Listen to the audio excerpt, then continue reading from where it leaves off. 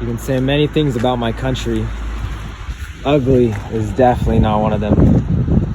Look at that. How beautiful.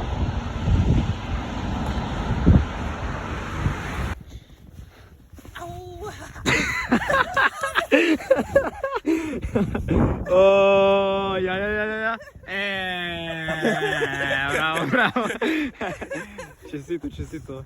So, I'm walking around my lovely team on a wonderful day out. Oh. And so this is one of my teammates, Kati. Kati works in a city called Varna. Kati, would you like to share a little bit about what you do? What do you want to know? So, what is your... What was that? What did you draw?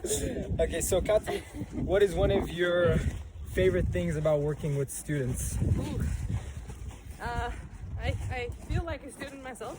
I just graduated, so it's like hanging out with friends all the time. But it's work, so that's the best.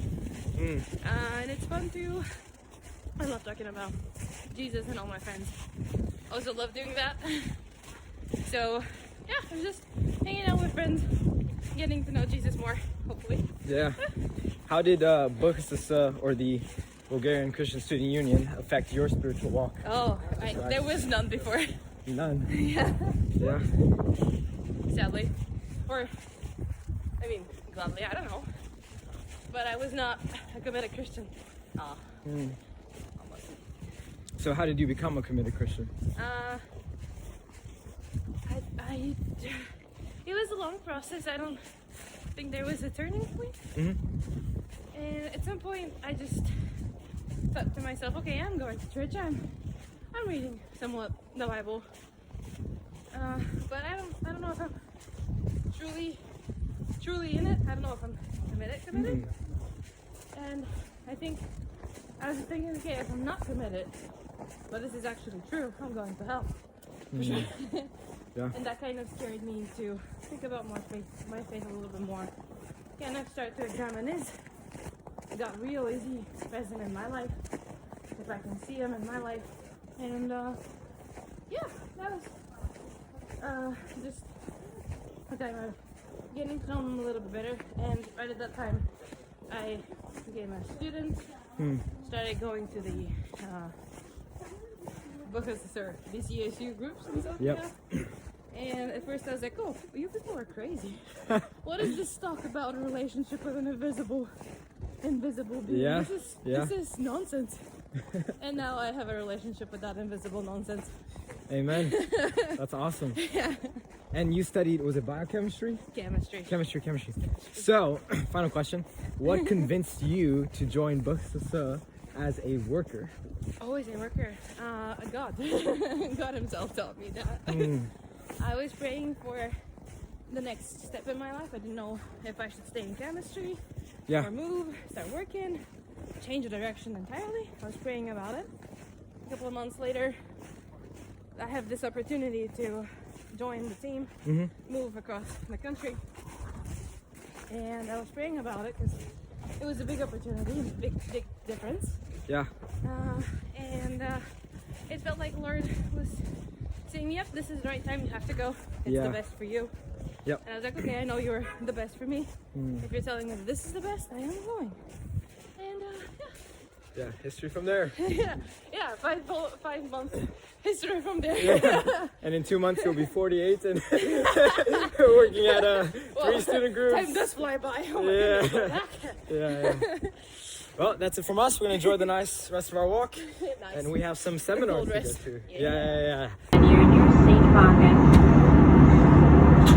Kindly note that. You know, one of the most beautiful things about being part of an international fellowship is the ability to hear about what God has been doing in other countries and across other student movements around the world. And so currently, me and my team have just landed in Poland, in Warsaw, and we're about to attend the European Consultation Staff Meeting, where we get to exchange testimonies and statistics and hear how God has been working and moving in students around Europe.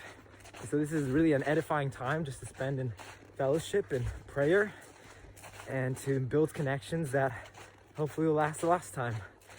So I'm freezing. It's about -5 degrees. Me and my favorite teammate Silas have been stranded by our teammates to wander the streets and woods of Poland in search of some mysterious base. So, hey, this is life. Thanks be to God. Keep you updated.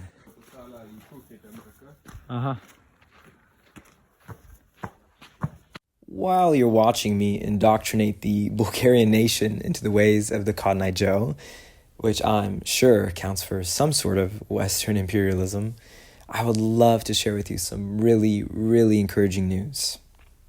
I truly believe from the depths of my heart that there is no dream and there's no prayer that you can petition that is too big for our God. And one of my utmost desires has been to see the Lord spark a new Christian student chapter on every campus in Bulgaria. And thanks be to God, prayers are answered quickly because 2 weeks ago, after months of planning and praying, we officially started a new Christian student chapter in a city called Stara Zagora, where there are now 3 or 4 Christian believers, students, who are regularly meeting to pray, to read the scriptures, and to evangelize their classmates and their campus. And so this is just one of the few encouraging stories I hope to share throughout the years. And I want you all to know that this is thanks to you and your prayers as well. I am Napoleonic in my ambitions, and I seek to conquer every campus in the name of Christ. All glory be to him. I am currently at the Warszawa airport in Poland, at the end of the conference, heading back to Bulgaria with my team. And I think one of the things that is rarely voiced in ministry but often felt is loneliness. Kierkegaard calls it the sickness unto death that leads to despair. And just being at this international conference where I'm able to interact with other campus ministers from Estonia and Kosovo and Romania and England and Spain, it's just such a beautiful reminder that at the end of the day, I'm not alone. I'm not alone. And there are others around the world who are going through the same trials, the same struggles, the same joys. And it was so fascinating to hear just the different, almost like seasons of life that other student ministries are going through. Some of them really thriving, like the ones in Austria, just not having enough workers to handle the amount of students that are seeking to know Christ and share Him. And there are others that are barely holding on, struggling to survive, like in Estonia. And so, to me, it was just a wonderful reminder of this great cloud of witnesses that the writer of Hebrews talks about.